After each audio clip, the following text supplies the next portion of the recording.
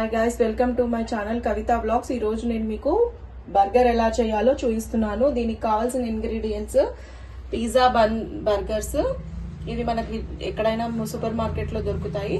And beans సన్నగా తరిగినవి, onions, ఆలు boil చేసుకొని ముందుగా పెట్టుకొని కట్ చేసుకున్న ముక్కలు, cheese, corn flour 1 cup, Nar soup, red chilli powder 2 tablespoons, salt 1 tablespoon, and chili pepper powder 1 tablespoon, turmeric powder 1/2 tablespoon. Stove మీద భాండి పెట్టుకొని కొద్దిగా ఆయిల్ పోసుకొని బీన్స్ అందులోకి వేసుకోవాలండి. ఆనియన్స్, బీన్స్ బాగా వేగనివ్వాలి. దగ్గరికి ఒక 5-10 మినిట్స్ వేగనిచ్చేంత వరకు దాన్ని బాయిల్ చేసుకోవాలి. ఎంత మగ్గితే మనకు అంత స్టఫ్ బాగా వస్తుంది. ఆలుతో పేస్ట్ అవ్వాలి కదండి, ఇది కూడా ఆలు వేసుకోవాలి. నెక్స్ట్ ఇవంతా కూడా మళ్ళీ పైనుంచి కింద వరకు మొత్తం మిక్స్ అయ్యే విధంగా బాగా మగ్గనివ్వాలి. కలుపుకొని ఇలా మొత్తం కలుపుతూ ఉంటే పైన కిందకి ఆయిల్ అనేది ఆలు కూడా అంటుతుందండి. హాఫ్ బాయిల్ చేసుకొని ముందుగా పెట్టుకున్నవేనండి ఇవి. దీంట్లోకి మనం బర్గర్లో వెజ్ బర్గర్ చేయబోతున్నాం కాబట్టి మనం వెజిటేబుల్స్ వేసుకున్నాము.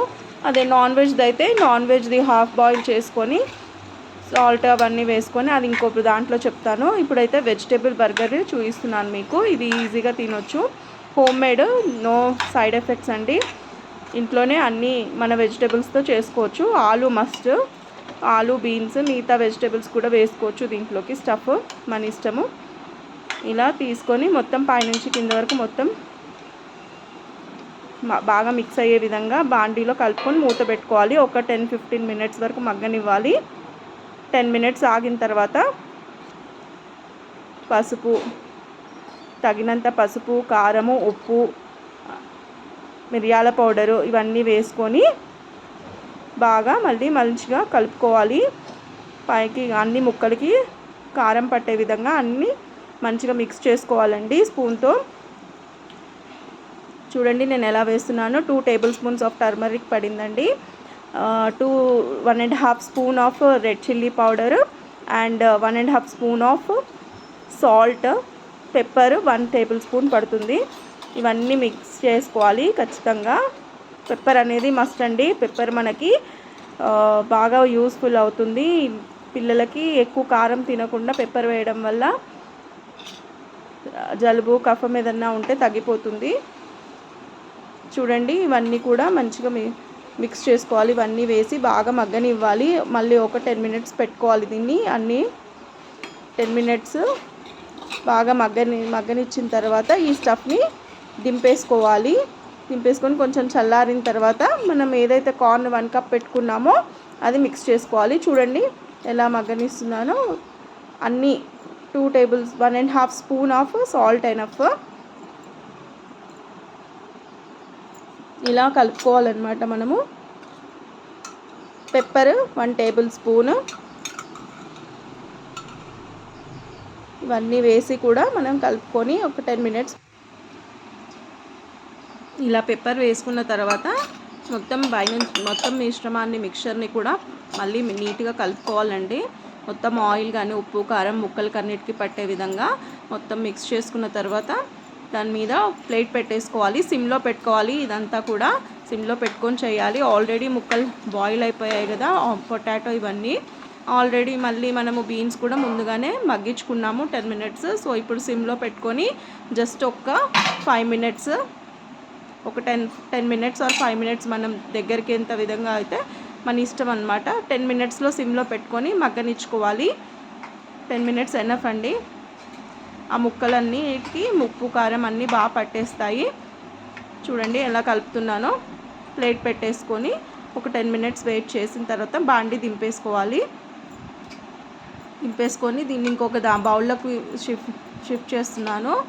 దీంట్లో నుంచి దీంట్లో పెట్టుకోవడం వల్ల దీంట్లో 1 కప్ ఆఫ్ కార్న్ ఫ్లోర్ కలిపేసుకోవాలి. 1 cup corn flour already measurement తీసుకొని పెట్టుకున్నాం కదా, దాన్ని ఆ క్వాంటిటీ ఆఫ్ కార్న్ ఫ్లోర్ని దీంట్లో కలిపేసుకోవాలి. మనం కార్న్‌ఫ్లోర్‌తో ఇది కలపడం వల్ల మంచిగా మనకి గా బర్గర్ స్టఫ్ అనేది రెడీ అవుతుంది. దీన్ని డీప్ ఫ్రై చేసుకోవాలండి. కార్న్‌ఫ్లోర్‌లో బాగా మిక్స్ చేసుకొని ఉండలు కట్టుకొని ప్లెయిన్గా చేసుకోవడం వల్ల డీప్ ఫ్రై చేసుకొని దీన్ని స్టఫ్ లాగా పెట్టుకోవాలి బర్గర్లో. చూడండి 1 కప్ ఎనఫ్ కార్న్‌ఫ్లోర్ మిక్స్ చేసుకోవాలి. దీన్ని బాగా ఉండలు లేకుండా మిక్స్ చేసుకోవాలి. దాంట్లో మంచిగా ముక్కలన్నిటికీ కూడా నార్మల్ అయిపోవాలి.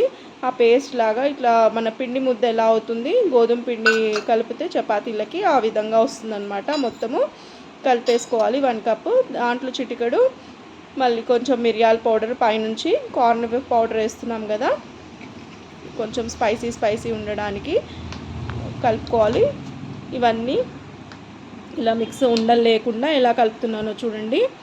అలా ఒకటి పైనుంచి కింద వరకు మిక్స్ చేస్తూ బాగా కలుపుకోవాలి. నేను స్పూన్ తోటే మిక్స్ చేసుకున్నానండి, చేయి పెట్టలేము కదా, కొంచెం గోరువెచ్చగా ఉంటుంది. ముక్కలు కూడా మళ్ళీ పైకి కిందికి అనడం చేతంతా ఈ విధంగా స్పూన్తో కలుపుకొని ఉండలు లేకుండా మన చపాతీ పిండి ఎలా కలుపుతామో అలా ఆ విధంగా వచ్చే విధంగా చేసుకోవాలండి.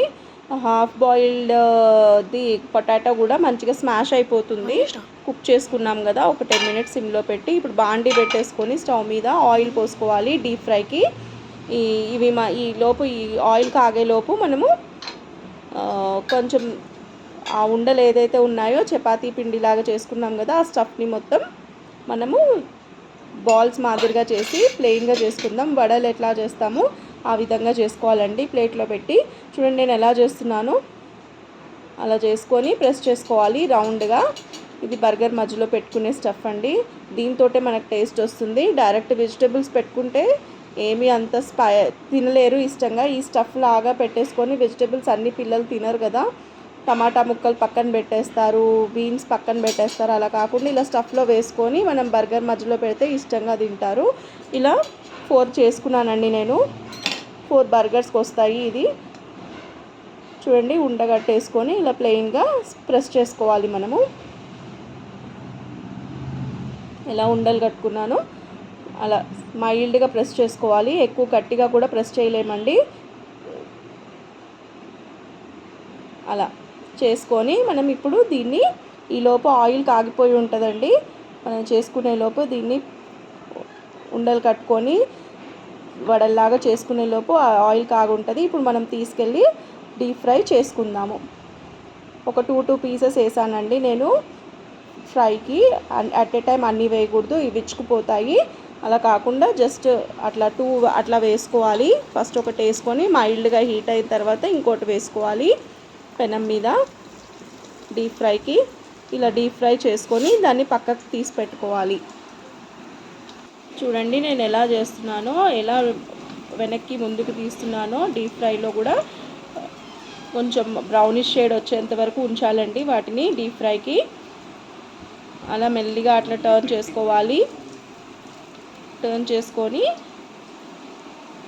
అటు ఇటు బ్యాక్ అండ్ ఫ్రంట్ 2 సైడ్స్ కూడా బాగా బ్రౌన్ షేడ్, డార్క్ కాకుండా లైట్ బ్రౌన్ షేడ్ వచ్చేంత వరకు వాటిని డీప్ ఫ్రై చేసుకోవాలండి. ఆల్రెడీ బాయిల్ అయిపోయింది కాబట్టి, కుక్ అయిపోయినాయి కాబట్టి మనకు అంతగా ఇట్లా డార్క్ బ్రౌన్ అవసరం లేదండి. జస్ట్ ఒక 2 మినిట్స్లో అయిపోతుంది. ఆయిల్ హీట్ అయిన తర్వాత ఇలా తీసి పక్కన పెట్టుకోవాలి ప్లేట్లో. అవి బ్రౌన్ షేడ్ వచ్చాక ఇప్పుడు మనం ఏదైతే బర్గర్ ఉందో ఆ బర్గర్ బన్స్ తీసుకొని ముందుగా దాంట్లోకి సాస్ వేసుకోవాలండి. నార్ సాస్ తీసుకున్నా నేను. దాన్ని వేసుకొని 1 టేబుల్ స్పూన్ 2 టేబుల్ స్పూన్స్ పడుతుంది.